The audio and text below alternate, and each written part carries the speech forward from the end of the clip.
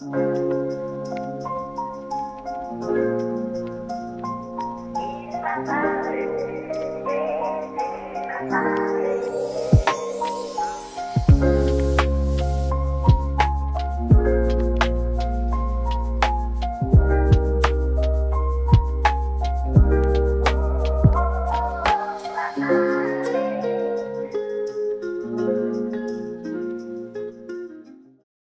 chers amis, nous poursuivons toujours avec autant de bonheur et en votre compagnie cette épopée extraordinaire qui nous plonge au cœur même de la parole de Dieu, la Bible, ce livre millénaire par l'intermédiaire de cette série biblique « Il m'a parlé ». Pour nous accompagner, Espérance Média Martinique assure la télédiffusion et la radiodiffusion de toutes les causeries. Un grand merci à toute l'équipe. Pour notre 14e sujet, nous continuerons sur le thème Jésus et les puissances démoniaques, le volet numéro 2. Mais nous allons d'abord prier. Notre Dieu, notre Père, merci de nous accompagner une fois encore par ton Esprit Saint dans cette passionnante aventure durant laquelle ton nom est proclamé et les paroles de ton saint livre largement publiées. Puissent ceux qui, par le moyen de ce média, entendront ce message, être rassurés de ta présence permanente à leur côté, au nom de Jésus. Dans le volet précédent, mes chers amis, les projecteurs étaient tournés vers un être angélique, puissant, intelligent, d'une beauté incomparable créée par Dieu lui-même, et qui allait devenir le leader de milliards d'anges, un chérubin protecteur, un astre brillant. Cet astre brillant du nom de Lucifer, nom qui signifie porteur de lumière, s'est rebellé contre Dieu, revendiquait même le trône de Dieu et la place de Jésus, l'orgueil ayant pris naissance dans son cœur, comme nous l'avions expliqué précédemment. Lucifer, refusant de se soumettre à l'autorité de son Créateur, devint le diable, diabolos, celui qui se jette en travers du dessein de Dieu et de son œuvre de salut accomplie dans le Christ. L'adversaire de Dieu, c'est-à-dire Satan, organisa avec un tiers des anges une gigantesque révolte dans le ciel. Une guerre tout à fait invraisemblable dans cet univers de perfection, guerre que la Bible relate dans le livre de l'Apocalypse au chapitre 12, les versets 7 à 9. Et nous lisons « Et il y eut guerre dans le ciel. Michel et ses anges combattirent contre le dragon. Et le dragon et ses anges combattirent, mais ils ne furent pas les plus forts, et leur place ne fut plus trouvée dans le ciel. Et il fut précipité, le grand dragon, le serpent ancien, appelé le diable et Satan, celui qui séduit toute la terre, il fut précipité sur la terre, et ses anges furent précipités avec lui. » Terrible situation, n'est-ce pas? Le pire scénario catastrophe de toute l'histoire de l'univers, avec une onde de choc sans précédent qui a balayé notre planète la Terre et dont les effets s'inscrivent encore en ce 21e siècle en termes de destruction massive. Vous imaginez bien la puissance de destruction d'une expulsion de cette nature. Satan et des millions, voire des milliards d'anges rebelles précipités sur notre Terre, cette expulsion ne pouvait que provoquer le chaos et la désolation. En effet, Satan et ses anges, les anges déchus, les démons, animés d'une grande colère contre leur Dieu créateur qui les a chassés du ciel, ont décidé de diriger leurs assauts meurtriers sur nous, les êtres humains créés à l'image de Dieu. C'est ainsi que depuis son infiltration en Éden, il y a des millénaires de cela, où il a conduit nos premiers parents à commettre le péché originel, c'est-à-dire la désobéissance à un ordre précis de Dieu, il a provoqué, avec ses puissants démoniaques, des ravages sans précédent. Si ces ravages, d'une part, sont bien visibles aujourd'hui, il faut savoir d'autre part, mes chers amis, que ces puissances démoniaques invisibles bouleversent l'équilibre de notre planète, la Terre, sur le plan géopolitique, sur le plan de la stabilité des pays et des États, sur le plan écologique, sur le plan économique, sur le plan social, sur le plan moral, sur le plan conjugal et familial, sur le plan des mœurs, sur le plan sanitaire, etc., etc. Cette situation à laquelle chaque être humain, d'une manière ou d'une autre, se trouve confronté aujourd'hui, a été particulièrement difficile à vivre pour les contemporains de Jésus. Mais, heureusement qu'il était là, présent, prêt à secourir tous ceux qui réclamaient son aide. La Bible dit de Jésus, dans le livre de Marc, au chapitre 1er et au verset 34e, « Il guérit beaucoup de gens qui avaient diverses maladies, il chassa aussi beaucoup de démons et il ne permettait pas aux démons de parler parce qu'il le connaissait. » Et encore dans Marc, toujours au chapitre 1er, mais au verset 39e, « Et il alla prêcher dans les synagogues par toute la Galilée et il chassa les démons. » La question que beaucoup d'entre vous pourraient se poser en entendant le pouvoir que détenait Jésus sur les forces surnaturelles, est-il possible aujourd'hui de chasser des démons, des esprits maléfiques, des puissances sataniques, comme le fit Jésus en son temps? Mes chers amis, loué soit le nom du Seigneur. La réponse est oui. Jésus lui-même le confirme. Voici les miracles qui accompagneront ceux qui auront cru. En mon nom, ils chasseront les démons. Ils parleront de nouvelles langues. Ils saisiront des serpents.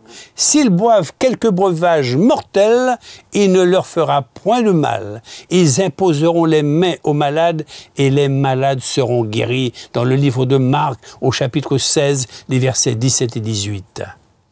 Seuls ceux qui auront cru au pouvoir de Jésus, qui auront reconnu en Jésus le Sauveur du monde, qui auront proclamé haut et fort que Jésus, le Fils de Dieu, est mort sur la croix et qu'il est ressuscité, qui auront décidé de suivre Jésus en acceptant son sacrifice subi pour nos péchés, seuls ceux-là obtiendront le pouvoir de Jésus sur les forces du mal. Mais par contre, attention aux contrefaçons dans ce domaine de la délivrance des forces surnaturelles prétendument au nom de Jésus. Nous en parlerons dans notre prochain sujet. La Bible est formelle, car Dieu a tant aimé le monde qu'il a donné son Fils unique afin que quiconque croit en lui ne périsse point, mais qu'il ait la vie éternelle. Jean 3, le verset 16. En d'autres termes, ceux qui reconnaissent en Jésus leur Sauveur et leur Maître, qui s'appliquent à suivre les enseignements de Jésus, qui prient et qui jeûnent comme Jésus l'a fait, seront les grands vainqueurs de Satan au nom de Jésus. Aucune situation de force démoniaque en présence que Jésus a pu rencontrer, aussi complexe et terrifiante qu'elle ait été, n'a jamais pu le troubler. Un exemple très révélateur de la toute-puissance de Dieu se trouve dans le livre de Marc, au chapitre 5, les versets 1 à 20. Il s'agit de Jésus et de ses disciples. Ils arrivèrent de l'autre côté du lac, dans la région de Gérasa ou de Gadara. Au même moment où Jésus débarquait, un homme qui était sous l'emprise d'un mauvais esprit sortit du cimetière et vint à sa rencontre. Cet homme habitait dans les tombeaux. Personne ne pouvait plus le lier, même avec une chaîne. Plusieurs fois, on l'avait enchaîné et on lui avait mis des fers aux pieds, mais il cassait les chaînes et mettait les fers en pièces. Personne ne pouvait le maîtriser. Sans cesse, nuit et jour, il errait parmi les tombes et sur les montagnes en hurlant et en se jetant contre les rochers.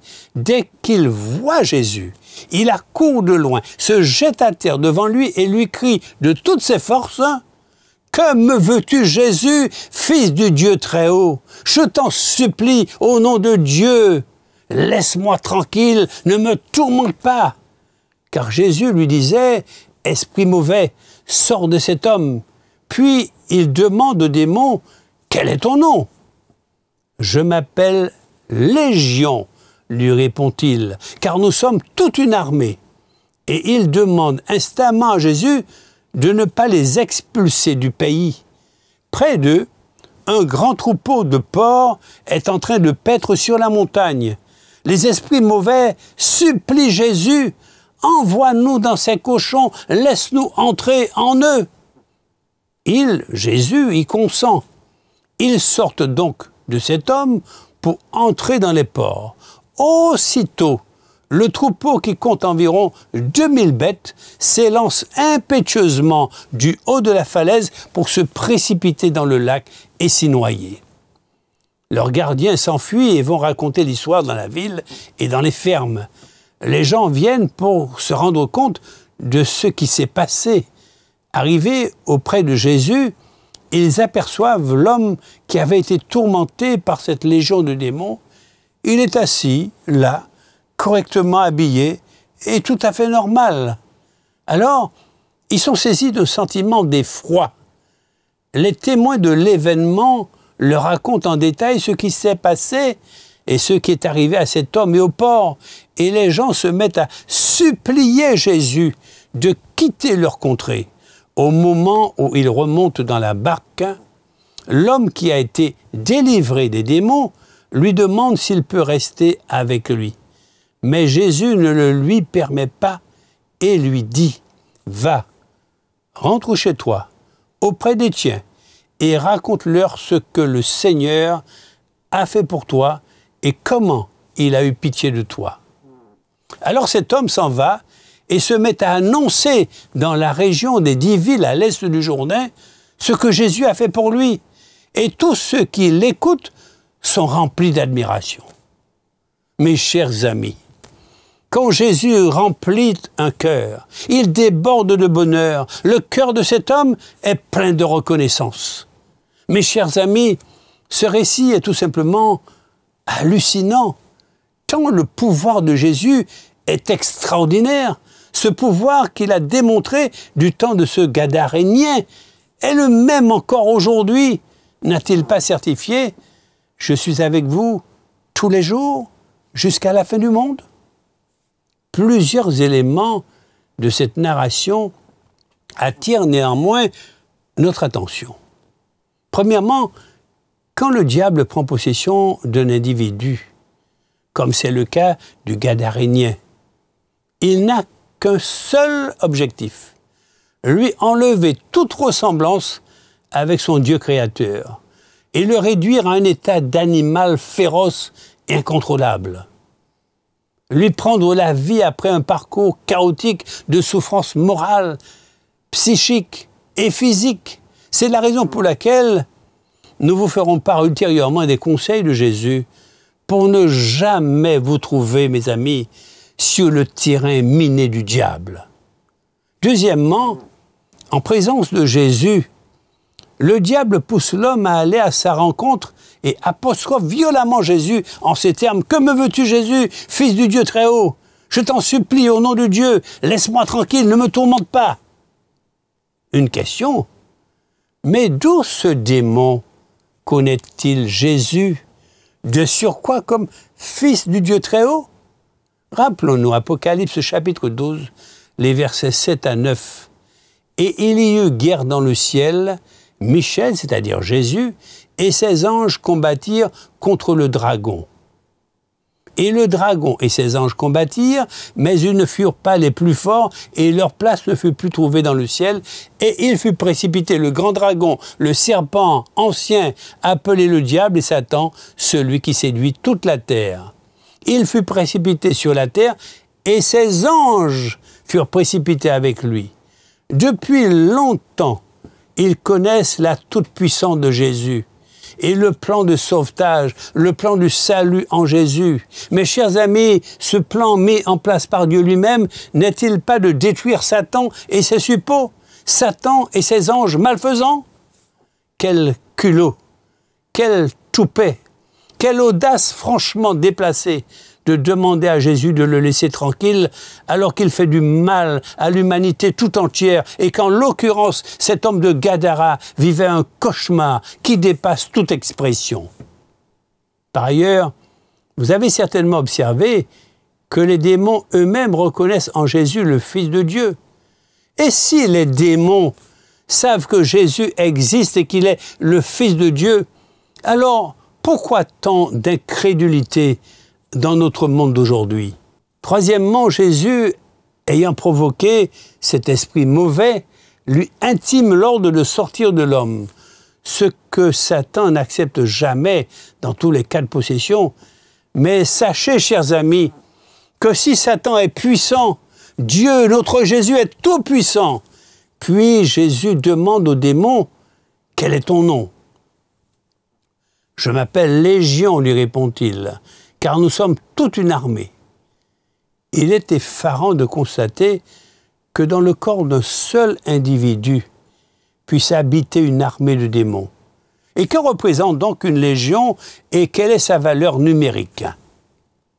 En référence à l'armée romaine de l'époque de Jésus, une légion, écoutez bien, c'était environ 6000 hommes fantassins et cavaliers. Nous comprenons donc sans difficulté pourquoi ce pauvre homme était tourmenté de jour comme de nuit. Et nous comprenons aussi comment encore aujourd'hui, des milliers d'individus, hommes, femmes, jeunes, enfants, sont tourmentés par ces puissances infernales qui peuvent se multiplier à l'infini. Quatrièmement, alors que l'ordre de Jésus est catégorique, les démons doivent quitter le corps de ce malheureux. Ils formulent néanmoins une requête très singulière.